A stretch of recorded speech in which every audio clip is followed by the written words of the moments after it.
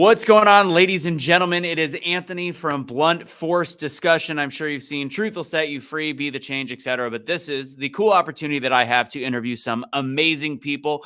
We do them in studio a lot, but when we have the opportunity to get some really fun guests, big names, or like we, like to call them BFDs, big effing frigate, whatever deals.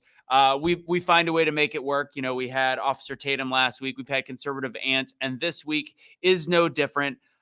Great guest, and please continue to follow us on all the different channels, whether it be YouTube, etc., and support us on Patreon, patreon.com/Blunt Force Discussion. But let's get into it. We've only got so much time, and we've got a really, really great guest. We've got a New York Times best-selling author, fitness instructor for over 40 years, program developer for Zumba. She's been training instructors on that, and she's also appeared on VH1, MTV, CMT, Discovery, C-SPAN, yada, yada, yada. And also the wife of Mr. Ted Nugent, and they've done a lot of work together.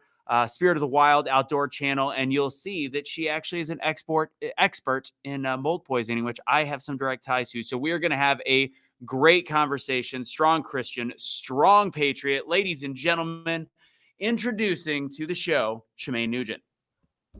Hey, thanks so much for having me. Shemane, thank you for being here. I know I'm going to be honest with you. My roommates in college, huge fans of the Nuge.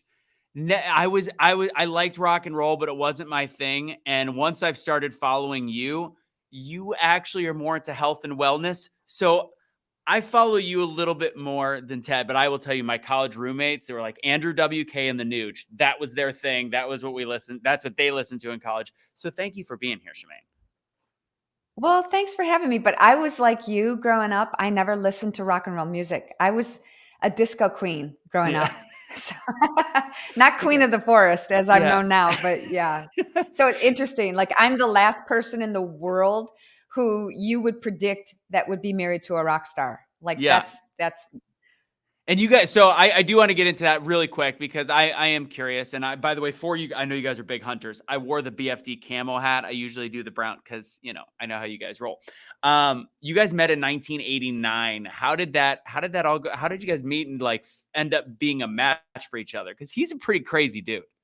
I know. Well, actually, we met October 3rd, 1988. Oh. So I was working at a rock and roll radio station in Detroit. I was the traffic reporter. I worked right alongside with Mitch Albom, who's a famous author. Mitch was doing sports reporting at the time. I was the traffic reporter. And every half hour, I'd come into the studio and do a traffic report. Well, Ted came in and filled in for the morning crew for a whole week. So when you're in radio, your job's to talk to people and they want you to banter and to talk back and forth and ask questions and things like that. And I didn't know anything about Ted, which probably worked in his favor, but he was so witty and funny and charismatic and he didn't drink and smoke. And I'm like, this is not adding up. I've got to go to the rock and roll industry to find somebody who doesn't drink and smoke. And you know what? We clicked. Yeah. And, but when he first asked me out, I said no, which probably was a trigger for him. Like, she's probably the only one that's ever said no to me. Right. So yeah, our first date was November 7, 1988. And then we got engaged a month later at our radio station office Christmas party. And then we got married a month after that in January of 1989. That is lightning fast. That's within a year. That is awesome. Okay. I had to ask the question. I would be doing my roommates that I probably never, speak to anymore. I went to art school. So you could imagine what side of the political coin a lot of them are on. I don't get talked to a lot anymore, but I'm sure they'd be pretty excited that I'm talking to you. But I like that you guys have managed to find a way to develop separate brands that are that work together, and you guys do the hunting shows and you've done things together, but at the same time you've built this awesome brand over what is a very difficult part of your life. And I honestly wouldn't know much about it except for the fact my mom went through it as well in the house that we had. And it is very underlying. And this is why I'm deeming this a blunt force discussion, is people don't realize one of the biggest issues in this country is actually mold toxicity and what is in our walls and what is in our homes. We wonder about the foods we put into ourselves and how sick we get, etc., based a lot of different things, and a lot of it can be traced back to mold toxicity. So if you could, can you take us through just the beginning of your journey to, because did you start building your brand kind of off of your rebound of the mold toxicity past all the Zumba and fitness instructor stuff? It's weird to me to be considered building a brand because it's just my life. I didn't do any of this intentionally. I didn't seek out to become the mold lady or anything. But I feel called to, because I got sick and almost died from toxic mold that was growing between the walls of our home that was once featured on MTV Cribs. I never saw anything. We never saw anything. We just kept getting sicker and sicker. I had debilitating migraines. I was once named Detroit's most physical female. I was an athlete growing up. I was a state champion swimmer 2 times, once named Detroit's most physical female, used to race motocross. So I had all these things going for me. And then when we built this house, this new house that was again featured on MTV Cribs, we started getting sicker and sicker and sicker. And the determining factor was when Ted was on tour, and I travel with him, we'd feel better when we were away. And even in places like London, that's supposed to be a rainy, wet, damp place, we'd come Mm-hmm. home and I'm telling you, Anthony, I never slept. I just kept getting sicker and sicker. You know how you lay there and, you know, I went to dozens of different doctors and they said, well, you're probably just stressed, which is true. Yeah. And women, I think especially, we make excuses for ourselves. Well, I had a young son. My husband was on the road. We did have some difficulty in our marriage, and I wrote about it in my books before. I wrote a book called Married to a Rock Star and 4 minutes a day, rock and roll your way to happy. So I wrote about all these things. But the truth is, emotional difficulties, and I just wrote about this in my new book that's coming out at the end of this year called Killer House. Emotional difficulties can set you up for physical maladies. Yeah. So what I believe is that the house had mold contamination in between the walls. We never saw anything, but I was getting primed to get sicker because of these different emotional stresses in my life. Yeah, it makes sense because it stacks on top of each other. And also one thing that's important, like Ted mentioned, and we're gonna play I'll play the Killer House documentary trailer.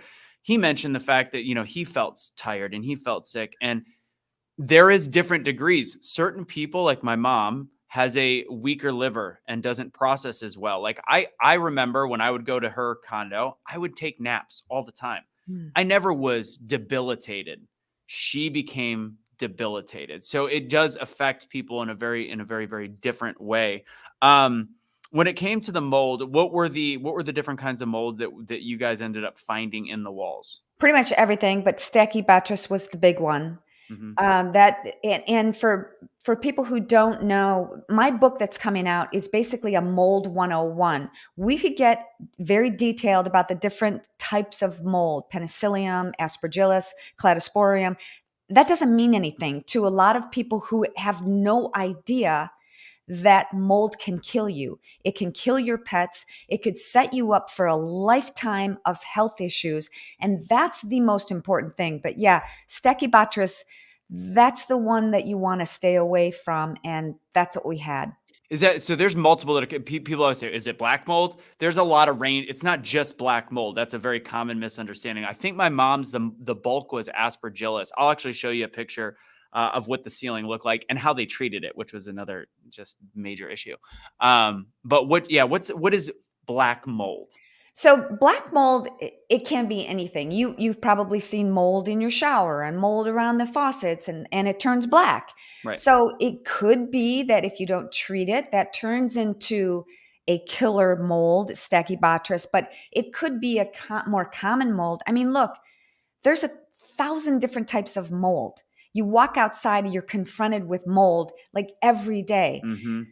People have come to determine that black mold is the deadly mold, but really it's like you talked about, it's certain types of mold that could even be green. It Yeah. could be white.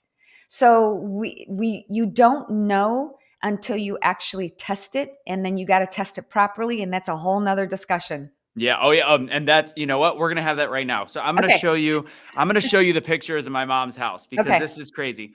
Um, I I come home. I was house sitting for. I actually own the house. And I own the condo. It was in an older building.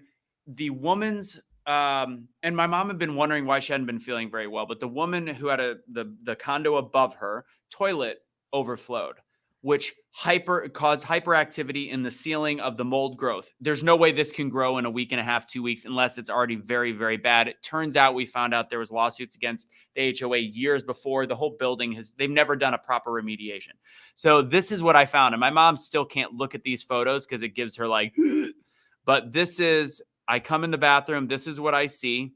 Mm. I get up close, and that it Mm. was dangling mushrooms in a matter of a week and a Oh half. my gosh. Yeah, I'll show that again. I just like I got goosebumps. I can't look at that. I'm Yeah, sorry, I can't. it's it just no, that's it. And I'm having PTSD about that. And I don't mean to make light of it, but I've had people, friends of mine, I've talked about, you know, maybe you should get your house tested for mold because, you know, this person had illnesses, her daughter had illnesses, and she goes, well, I know that we have mold in our house. I have seen mushrooms growing from the carpeting. And I'm like, dude, you got to get it tested. But now here's Anthony, here's the sad part. Fast forward a couple years later, this woman's daughter at 14 had bone cancer. Now, can you say that it's from the mold? No. But my guess is probably you yeah, want to get this taken care of. So, oh my gosh, I'm so sorry. I am so sorry. And I'm so glad that we got in touch with each yeah, other. You reached out to me yeah, through Diana. And I'm so glad because my goal in life is, you know, why are we here? What, you know, in general, what is life's biggest question? If I would have said, what do you want me to do in life, God? It's not like I ticked off the box, be an expert on mold. You know, that's not what I wanted to do. But God has put me in this position. So I'm happy to help people, help educate people, enlighten people for whatever, in any way that I can. right. And the cool part is though, um, take everything that goes on in our world with pharmaceuticals and the poison we put on our bodies, and then you combine it with the fact that there is a hyperactivity of mold, and we you could have this conversation, but the vaccines we've given our kids at this point, and now we've weakened ourselves to the point where we can't funnel out that mold poisoning. So that's why it's become even worse. So no, you can't blame the mold necessarily on the 14-year-old, but you stack all the different horrific things we do to our body at this point, and it's weakened for that a possible way for cancers to get in by way of mold or by whatever it is. It's just something to look at. And this is, and part of it is education. And this is what I'm gonna tell you is interesting, like how you deal with the mold. And I'd love, because I know you've got, you know, the concept on remediation. This is what they did. My mom is a naturopath chiropractor. So she knew how severe this could be. And she was out of town. She was taking care of my sick grandfather. She goes, make sure they get a proper remediation company. They sent the Mexican building worker, who I think should have a lawsuit against them, to clean it up. He scraped, took out the ceiling with no proper masking, and by the way, also didn't close the room off. We checked the particulates afterwards. So yeah, it was painted over, and a lot of people do this, and this is why it's important to say you can't just paint over mold. You have to do a full, very expensive remediation, and there's companies that will do stuff like that at a decent cost. Cut it out, paint it over it. We did the particulates. The particulate during allergy season in Texas, we were 3 times higher in the house than we were outside, 40,000 per square, whatever it is. Yeah. Insane. So what do That's you what happened suggest? to us too when we tested our house that was on MTV Cribs. The goal is when you test, you do a proper tester will test the outdoors and test every room on the inside, do swab tests, do bulk sampling, do air tests, do dust tests, all kinds of different tests. But the goal is that the air in the outside has a higher concentration of mold than the inside, and that's how you can have some type of a Baseline. baseline. So yeah, gosh, I'm so sorry, but you know what? I'm in touch. I have a group of women that we text each other often, and we're trying to put together like an online magazine to talk about all of, their problems and our problems moving forward. And a couple of them have written blogs for my new book coming up. Many of them are military families, and this is what happens too often in military housing. They paint over the problem. It's Yeah. still there. People get sick. And one of my friends was pregnant, 8 months pregnant, and she lost the baby. And they found out that not only did she have mold in her bloodstream, so did her baby. Mm. So it's heartbreaking. And if, thank you again for reaching out to me and pushing this through and being diligent, because I'm all over the board with Ted on tour, but Oh, you're good. people need to know about this. Yeah. Uh, it's such a prevalent problem, and you're right. There's been mold in vaccines. Pfizer has had mold in their equipment facilities. There have been in Tampa. If you look this up, there were children who were getting treatment at a hospital in Tampa for Trampa. cancer. I like Trampa. Tampa. Uh, they ended up dying from toxic mold Oh, in the wow. hospital. And so there's so many I heard about that. different problems. And here's a perfect example. During the lockdowns, pandemic, people are forced to stay home. The incidence of suicide is on the rise. Depression, people are taking more and more medication. Why? I can't say for sure, but maybe they're exposed to mold because they're being forced to be locked down more. But Shemane, what if somebody has a brand new house? How could this possibly be? And I've got my opinion if you don't, but they're like, how can I have mold in my house? It's brand new. And how do I deal with it? And I'm with you on the same path that like people have been home more causing brain issues. We're seeing cancer rates off the charts. We're seeing cancer coming back, but how can a new home also have mold? I will give you the perfect example. And this is coming out. We are actually in a lawsuit with our builder for the home that I'm in, which is 2 years old. Going into building this home, we told our builder, look, we got sick and almost died from our home that 18 years ago that was on MTV Cribs. Build us a home that doesn't leak. Promised us he would. We oversaw everything. But the problem is, you see a guy there pounding a nail, I take it for granted he knows what he's doing. We were on site every day. We monitored what was going on. And yet, get this, there were 4 water leaks before we even moved in. And then the builder refused to fix it. So I'm not just divulging anything. We didn't want to sue him, but it came out. In fact, the local TV station contacted me, and because they've got a person that basically is camped out at the courthouse. Yeah. And they contacted me and they said, do you want to make a statement about this? Because we're running it. Since my husband is a celebrity, that is, that will get, it's a newsworthy item. We didn't want to sue anybody, but in order for us to live in this house that we spent a ridiculous amount of money on, we have to fix it. Yeah. We had to, in addition to paying for this house, we had to pay to get it done, fixed properly. It's crazy. So it's such a shame that the building industry, you spend a couple hours if you become a builder. Here's the thing. In the state of Texas, you don't have to go through any special training to be a contractor. Right. And as a builder, you could just take a couple hour seminar on mold and think you know everything, and you don't. And then you get subcontractors who don't know what they're doing, and they ruin your home, and you get sick and almost die. Yeah. That's why I'm here. And you're a person that, I mean, you watched it closely. And so that's a great example where there's little issues that happen. So this is what people forget. In these neighborhoods of 300, 400,000, $500,000 homes that are just being put up, you are very watchful. These are being thrown up where if there's a rainstorm and there's exposed wood, it's just sitting out there. Most people do not cover. So the same way we talked about paint just covers things up, the same thing can happen when you just are putting up a new house. The mold is already in a lot of the wood, and it's hard to look at.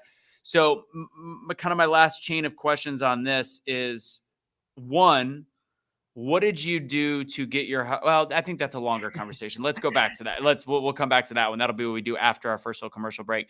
What would you suggest from a remediation perspective? What do you call, what kind of company do you look for? Who do you get to check? Well, fortunately, nowadays there are very well qualified mold remediators. All you have to do is look on Yelp and get, I think, advice from a friend, a trusted person in your life who has gone through a similar situation.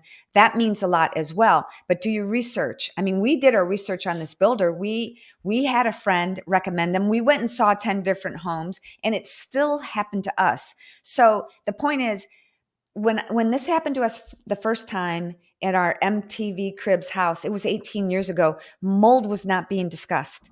Not at There all. was the one case, Melinda Ballard in Texas got a $32 million judgment. She got $32 million, but then the insurance company came back and knocked it down to $4 million.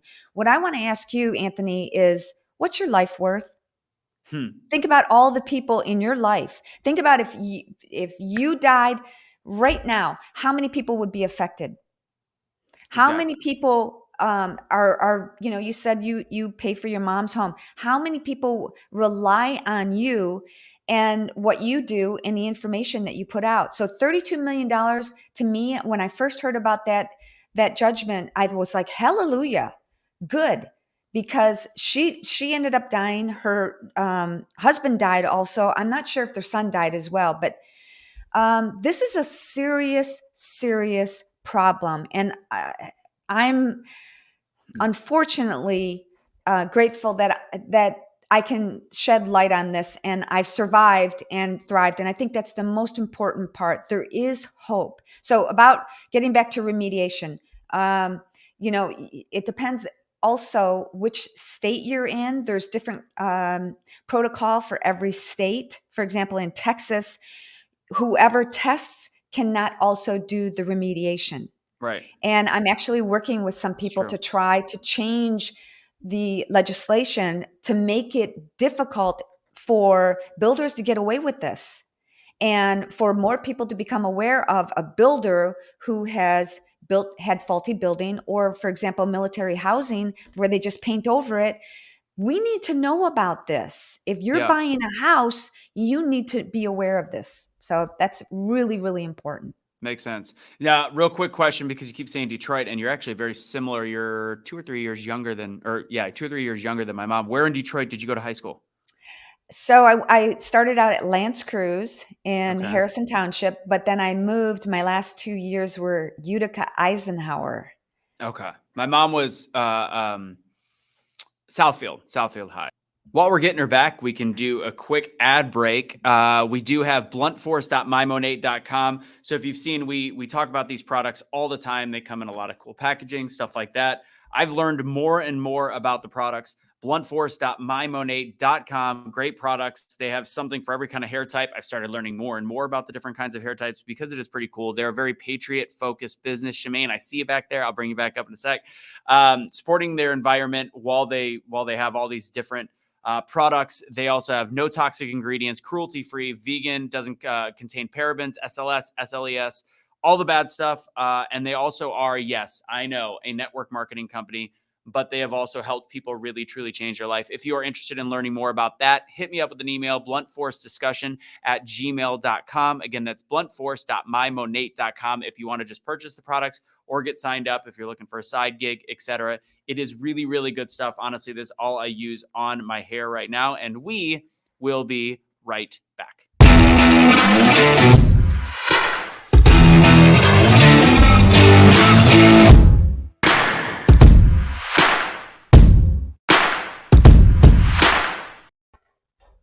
You're back. I'm back.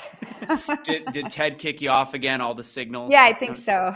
Let's blame it on Ted. What a jerk. What a jerk. It's the great part. So did you hear what I said? So she went to Southfield High. Southfield. Okay. Yeah. That wasn't too far from me, but yeah. Yeah, that's much. Yeah. So that was the ad break. All right. So now we're officially back. So let's see. What do I want to do? Let's go ahead, and I'm going to play the real quick clip of the documentary, and then we're going to talk about how you truly started to feel better and get healthy. Okay. Here we go.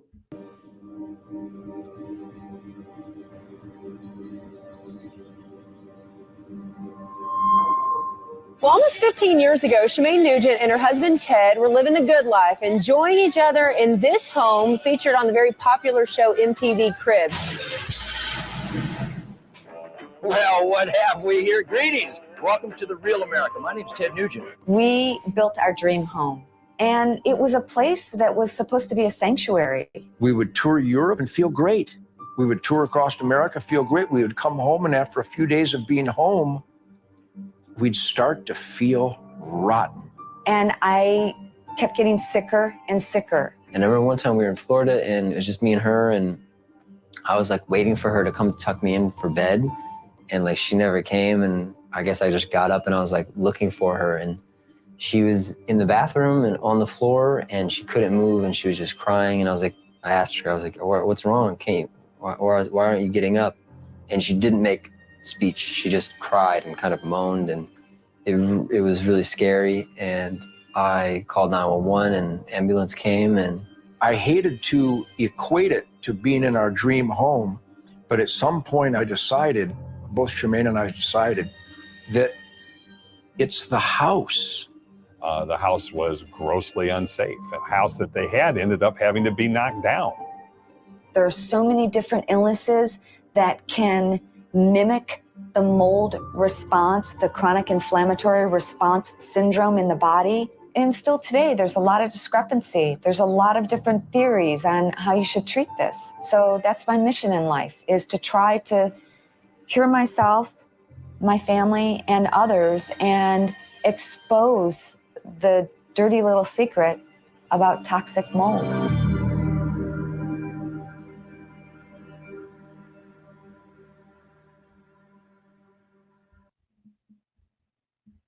All right. That's even still tough to watch. Yeah. Like, even though I know what happened, I know the outcome of it. In the documentary, the part that was tough for me, and if you want to find out more, you can go to killerhouse.org and rent it and watch it. And we were at a film festival. We debuted it at a film festival, and I produced it. I know what happened, but I just started when I saw the part where they were. The contractor was taking, not the contractor, but we had somebody come in and tear the house down, put the claw of that machinery, I can't remember what it's called, but pulling part of our house down. I mean, I know the outcome. It still breaks my heart to this day. We had to walk away from it with just the clothes on our backs, no belongings. And then we got rid of the clothes that we had, because one mold spore is 1/100th the size of human hair, and its natural defense mechanism is to propagate 1,000,000 times. So you can't get away from it.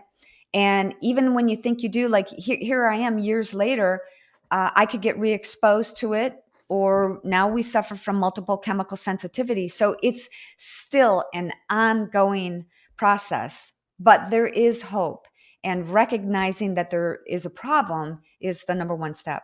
Yeah. So that gets me to the next question. And I know my mom did hyperbaric treatments, and she's still, the hypersensitivity is the issue because it can get thrown right back. And you just turned 60. Happy birthday. Thank you. You look fantastic. Thank see you. what you do on your Instagram, and you flip around, and you've got the, livelihood of a 40-year-old. So obviously, although you've dealt with these health issues, you found a way to kind of get a rebound. So when people start coming back from it, what did the treatment look like, and where are you? What would you suggest people do today? Well, way back, this is 18 years ago, I went to the Environmental Health Center in Dallas. I had a choice. We found out that we had 4 different types of mold in our bloodstream, and Ted and I, and our son had severe asthma. So I could go to the Mayo Clinic and try to get a bunch of tests and be given drugs that would just cover the problem. Problem's still there. Mm-hmm. So I literally had to detoxify my body, and the Environmental Health Center in Dallas did that. I had treatments like infrared sauna, which I have one in my house today. I use it almost every day. Like a red light bed? Well, it's got a red light in it, but it's an infrared sauna. Infrared is the key because it's the only one that can break through that cell and break up the toxins. So it's not just sweating out, it's repairing, breaking through, breaking down that toxin in the cells.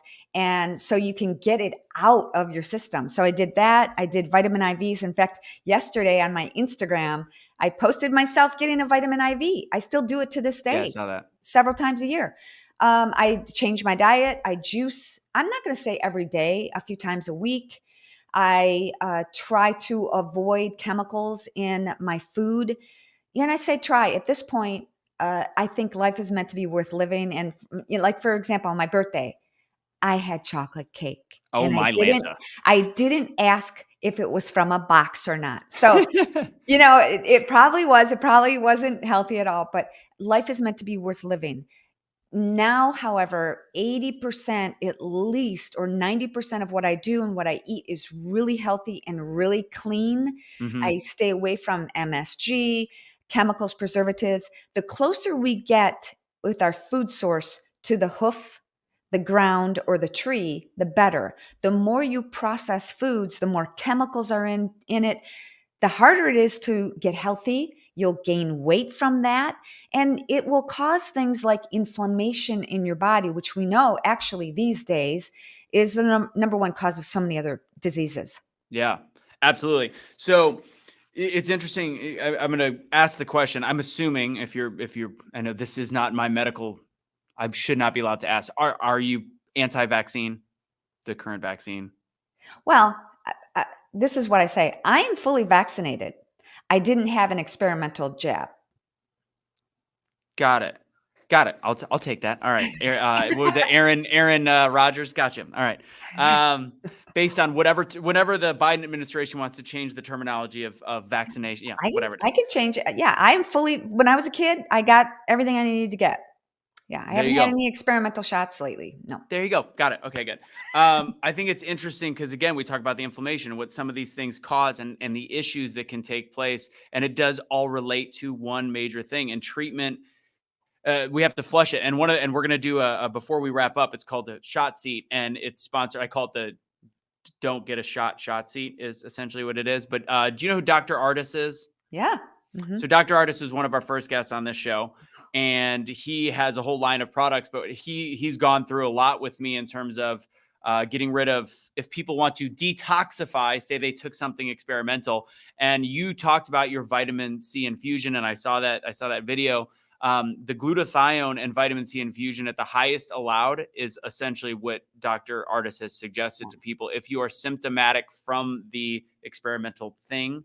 And then on an asymptomatic area, you are just trying to do everything you can to get glutathione produced in the liver to start flushing it out. Very much, in line with snake venom, but that's a whole rabbit hole. I'm with you on that. Yes. Yeah.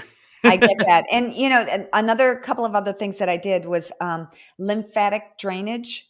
I did that. There's a methodology to that, and there's a specific tool. There's something called Firefly, which I have done that works on frequency and vibration, and also EWAT, exercise with oxygen therapy, where you literally put an oxygen mask on and you're on a Stairmaster. And when you're breathing, it's forcing in pure oxygen into your body. So I did that. And then another cool gizmo is called the HOCAT, HOCATT, hyperbaric oxygenated carbonic acid transdermal therapy, I believe. And that too works on vibration, infrared sauna, ozone, and it looks like you're in a spaceship. You keep your head above, and it kills all the bad stuff in your body. I like it. All right, so let's really quick, because we're down to the last few minutes of the show. I want to do Shotsy, and I have one controversial question that I want to ask, because I if there's a chance, I want to get you back on and talk a little bit more about your Christian faith and all that stuff and hunting. But we're going to do quick Shotsy. This is where I put you on the hot. Well, it is the, like I said, don't get the Shotsy. So here it is. Okay. Let's get started.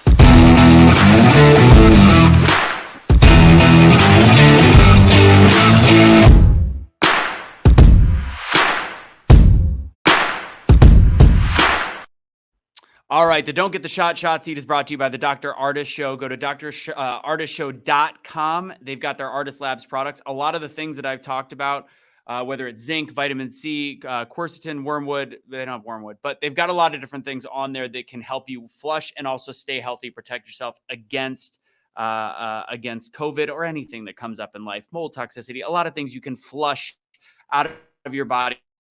So check and use the code BFD and check out. You get 10% off. That helps us out as well as you. It does. It's a mutual beneficial thing. So here's the questions. As quick as you can answer them. Don't think too much. It's Shotsy time. What is your favorite Ted Nugent song? Queen of the Forest.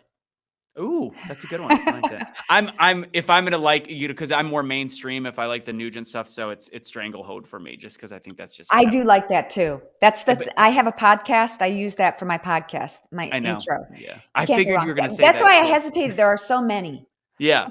That's the one, like, you hate to be the one that's probably like what everybody says is their favorite, but teach their own. I like that one the most. Biggest issue facing America right now.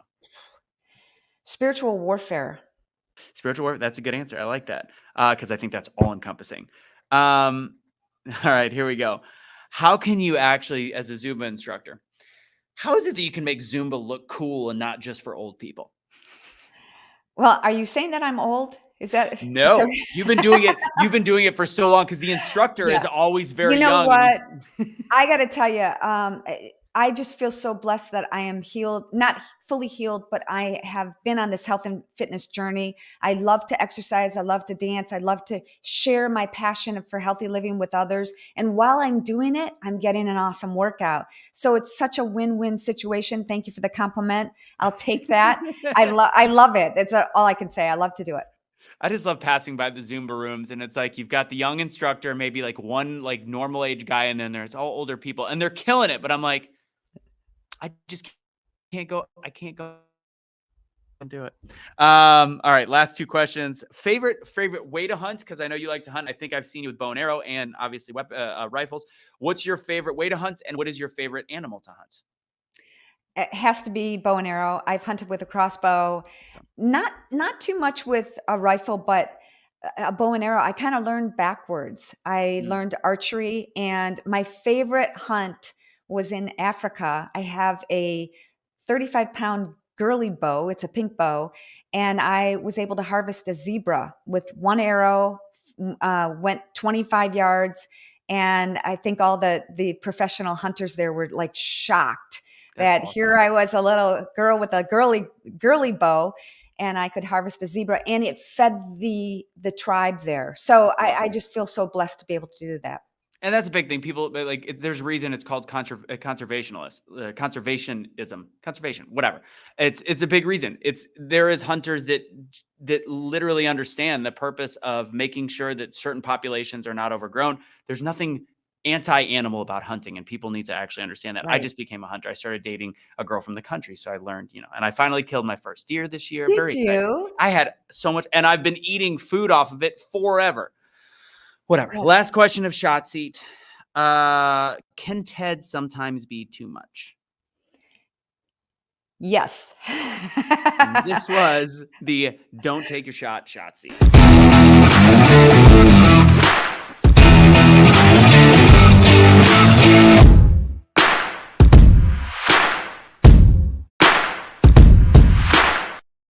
You would have been lying if you answered that any other way. All right. I know, right? we're right at the end of your time. So I'm going to do really quick question, and then I'll have you plug yourself, plug all the different cool stuff that you've got going on, the books, the documentaries, and we'll get you on again.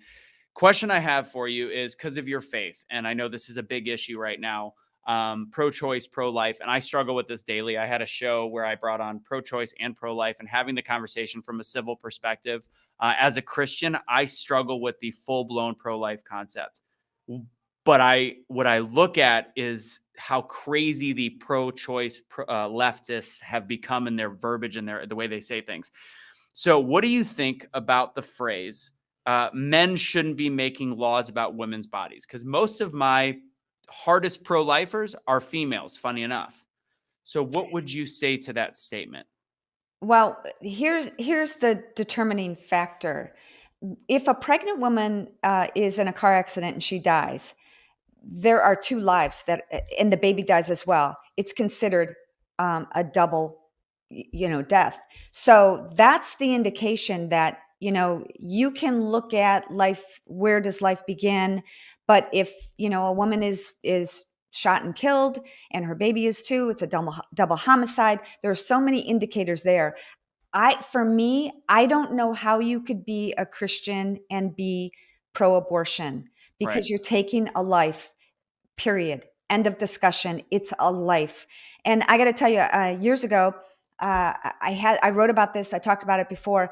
I had acne, this adult onset acne, when I was in my 30s. And so I started taking a drug called Accutane. Number one thing it said is don't get pregnant.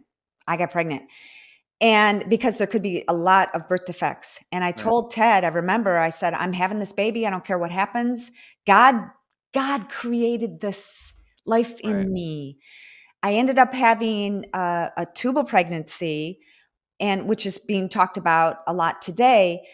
But to me, that it was say that one more time, Shemane. You cut out just for that. You had a what kind of pregnancy? It's called a tubal pregnancy, or ectopic pregnancy, which is what's being talked about today. And you don't have a choice. It's a life-threatening situation. It's not like an abortion. It's very similar to a miscarriage, but I could have died from it as well. Right. So nobody took the life. It came, God, it's all God. So that was my determining factor, I think, when, if God created a life in me, I was going to have it. And I believe that there's so many people who want to adopt. Yeah. For me, it's a no-brainer, and it's a hard no on abortion. Yeah. And Emmanuel Acho has his quote unquote uncomfortable conversations. He had all people that had abortions, and they misinformed people, and it drove me nuts. The one woman on there said that she was forced to do an after hours abortion because it was an ectopic pregnancy. And I said, in Texas, I go, that's a lie. You're literally lying to people, and it drives me nuts. And that's why it's pushing me more to the pro-life side. And like you said, once it's a life, it becomes murder to me. But the question becomes, is that 6 weeks? Is it heartbeat? Is it like, I do not understand the pro-abortion argument, but I do get some of the choice stuff on the very early on. And I struggle with it every day as a Christian, as a person, as a man, and also wanting to not infringe on certain rights as being kind of the libertarian. So that's just where I'm at. I loved your explanation. So thank you for saying that. Was there any other question on that one? There was a follow-up. No, I know you got to go. So we're going to get you back on. Where can everybody get the information, what you're working on, the new books? We'll talk next time about how to be happy and healthy all at the same time. I love some of the titles that you have. So where can people find you? Thank you so much. My website is shemanenugent.rocks, ROCKS, and I've got information on my Wildly Well community, which is a membership community. And every day of the week, we do something different, including on Sundays, we have live Zoom calls. I put out my workouts. I do all types of things, faith-based. It's a faith-based program. We do Bible study. We do everything there. I've got that, and I've got a new book coming out, which is actually the book version of my documentary, and it's going to be called Killer House as well. And that's information to come soon. So that'll be on my website. And then there's also the killerhouse.org. If you want more information on toxic mold, or you want to watch my documentary, you can go there. I love it. Shemane, thank you so much. I'm going to send you an email after this. I know you got to jump off. I want to thank everybody for joining. Please share this episode. Again, if you have any questions about what we're doing, I still can take these questions on. So bluntforcediscussion@gmail.com. By the way, I wore this. I pick out a t-shirt every day just for the right guest. So just say no to mandates. I'm like, this fits Shemane. I love it. If you want to check out our merch, guys, go to awakenotwokestore.com. Use Awake for 15% off. And if you want to support the show, Shemane knows we both shot out of the same podcast studio, and it is not cheap. So go to patreon.com/bluntforcediscussion to support everything that we do. And Shemane, again, thank you so much for being here and being a part of Blunt Force Discussion. Thank you so much for having me. God bless. God bless. Take it easy, Shemane. Have a great day. Bye. Bye.